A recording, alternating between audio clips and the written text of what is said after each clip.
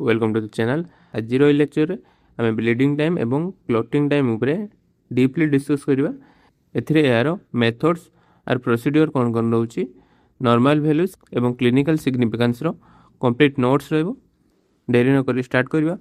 हेमाटोसिस is the process that stops the bleeding. कौन सी जगह कट हेले ब्लीडिंग हुए तार ब्लीडिंग टा स्टॉप होया को कहा जाए hemostasis. It occurs in two broad phases, दुईटी फेज रे ताहा कंप्लीट हुए। प्रथम आछि प्राइमरी हेमाटोसिस, देन सेकंड आछि सेकेंडरी हेमाटोसिस। प्राइमरी हेमाटोसिस रो इन्वॉल्व था दुईटी प्रोसेस। प्रथम आछि vasospasm and platelet plug formation. Vascular spasm means vasoconstriction, कौन सी जगह रे कट हेले ता पाखर थिबा कौन सी ब्लड वेसल्स गुडी को धीरे धीरे कंस्ट्रिक्शन हुए, जहाँ फल कि ब्लड फ्लो इनक्रीज हुए। से जगह को अधिक परिमाण में प्लेटलेट एग्रीगेट हुए। जो प्राइमरी हेमोस्टेसिस एसेसमेंट पाई हमर ब्लीडिंग टाइम टेस्ट यूज करा जाए। सेमती सेकेंडरी हेमोस्टेसिस जो रोची, it is the activation of coagulation pathway to form a fibrin clot. It is assessment by clotting time. Secondary hemostasis mainly coagulation pathway को activate करे, जहाँ की असेसमेंट करा जाए by the clotting time. Both bleeding time and clotting time are simple screening tests of hemostatic system that used before the surgery and screening bleeding disorders. Mainly bleeding time tests the platelet number and their function, vascular integrity. Clotting time tests the intrinsic pathway and extrinsic pathway of coagulation factor. Bleeding time. The time taken for bleeding to stop after a standardized superficial skin puncture is called bleeding time. गोटे जगह skin prick हेले से जगह जेते पर्यंत blood continue bleeding हे चले तार stop होबे पर्यंत टाइमिंग टा रहउची ताको कहै छै ब्लीडिंग टाइम। यार प्रिंसिपल होची the platelet adherence to the exposure collagen and aggregate to form a platelet plug that called primary hemostasis which stops the bleeding. गोटे जगह कट हेले से कोलेजन एक्सपोज होला परे सेही जगह को अधिक परिमाण में प्लेटलेट को सेही जगह को आसी थाए, जहा कि प्राइमरी प्लेटलेट प्लग फॉर्मेशन हुए एवं ब्लीडिंग को स्टॉप करिवारे हेल्प करंती। Bleeding time reflects the efficiency of platelet number, platelet function, the reactivity of small blood vessel. Bleeding time रो फंक्शंस होची ताहा platelet number, platelet function, platelet reactivity ए सब डिटरमिनेशन करे, किंतु यह कोआगुलेशन फैक्टर को डिटरमिनेशन करे नहीं। द कोआगुलेशन पाथवे और cascade pathway assessed by clotting time, PT और एपीटीटी। ब्लीडिंग टाइम मेजरमेंट पाई दुईटी मेथड होची। प्रथम आछे ड्यूक्स मेथड एंड एल्वाइस मेथड। प्रथम आसीबा Duke's method. It is the older method. A skin puncture 2 to 3 mm deep made on the fingertip using a sterile lancet. Then the stopwatch started immediately. Blood is blotted by every 30 seconds using a filter paper touching only the edge of the drop. प्रथमे finger रे गोटे sterile Lancet नहीं prick करे जो, then finger prick कर सारा परे immediately stopwatch start करा जिवो। नेक्स्ट गोटे ब्लॉटिंग पेपर नहीं 30 सेकंड इंटरवल ले ब्लड को वाइप करा जिवो, ब्लड को पोछा जिवो। जते पर्यंत ब्लीडिंग स्टॉप न होइची सेते पर्यंत एही प्रोसेस कंटिन्यू करा जिवो। जो टाइम रे ब्लीडिंग स्टॉप हैला ताहाको कहै छै ब्लीडिंग टाइम। एहर नॉर्मल रेंज होजी 2 to 7 मिनिट्स। सेमिति नेक्स्ट आसबा एल्वाइस method. It is the standardised और रिलायबल मेथड। प्रथमे tie a blood pressure cuff on the upper arm and fix it to 40 mm Hg. Make a small puncture in the inner side of the forearm. Forearm रो inner side रे गोटे lancet use करी small puncture करे जिवो। Then every 30 second रे gently absorb the blood with a filter paper. दुईटी method पाखापाखि same रोची। This process is continued until the bleeding stops. जो टाइम रे ब्लीडिंग स्टॉप हम ताहाकू कह जाए ब्लीडिंग टाइम।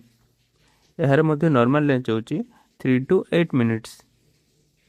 नेक्स्ट यार क्लिनिकल सिग्निफिकेंस रोची ब्लीडिंग टाइम इंक्रीज और prolonged in case of thrombocytopenia जो थे कि प्लेटलेट काउंट लो हुए, just like aplastic anaemia, disseminated intravascular coagulation, platelet dysfunction हेले disease like von Willebrand disease, Gleichmann's thrombocytopenia, drug induced platelet dysfunction हेले just like aspirin and other NSAIDs drug use कले, vascular disorders like scurvy, severe liver disease, uremia यही सब उतरे bleeding time टा prolong हुए और increase हुए।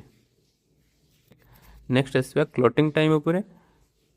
Clotting time is the time taken for a whole blood to clot in vitro under a standardise condition.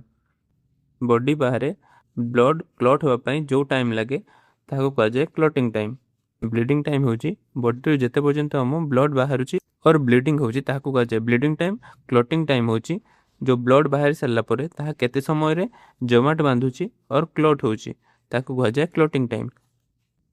यार principle होची blood expose to a foreign surface that activates the intrinsic coagulation pathway. Blood टाकू body रु बाहर कर सारा पर foreign surface just like syringe और glass tube और अदर ट्यूब यही सब संपर्क कर आसले से इंट्रिंसिक कोआगुलेशन पाथवे एक्टिवेट हुए by factor XII that begins coagulation cascade that begins the coagulation pathway and form the fibrin clot. Clotting time mainly tells about the overall activity of intrinsic and common pathway. Bleeding time होची platelet number function को determination कला किंतु clotting time होची जो intrinsic pathway एवं common pathway ऊपर हमको जणाई थाए जहाँकि देन टू मेथड्स यार मध्य रोची। प्रथम आछी कैपिलरी ट्यूब मेथड, सेकेंड आछी लीफाइट ट्यूब मेथड। प्रथम आसीबा कैपिलरी ट्यूब मेथड। एथिरे लैंडसेट द्वारा फिंगर प्रिक कर साला परे blood directly drawn to a fine glass capillary tube. छोट कैपिलरी ट्यूब जो थाए ता मध्य को ब्लड दिया जाय थाए एवं इमीडिएटली स्टॉपवॉच ऑन कर दिया जाए। एवरी 30 सेकेंड रे से जो कैपिलरी ट्यूब रोची तार किछि किछि पोर्शन भंगा जाए एवं देखा जाए कि से क्लॉट फॉर्मेशन होइछि कि नहीं एवं थ्रेड लाइक रिबन फॉर्मेशन होइछि कि नहीं। जो टाइम रे ता रिबन फॉर्मेशन देखा जाए ता होछि क्लॉटिंग टाइम। सेकेंड मेथड होछि ली व्हाइट मेथड जहाँ को आम टेस्ट ट्यूब मेथड मध्य कही था।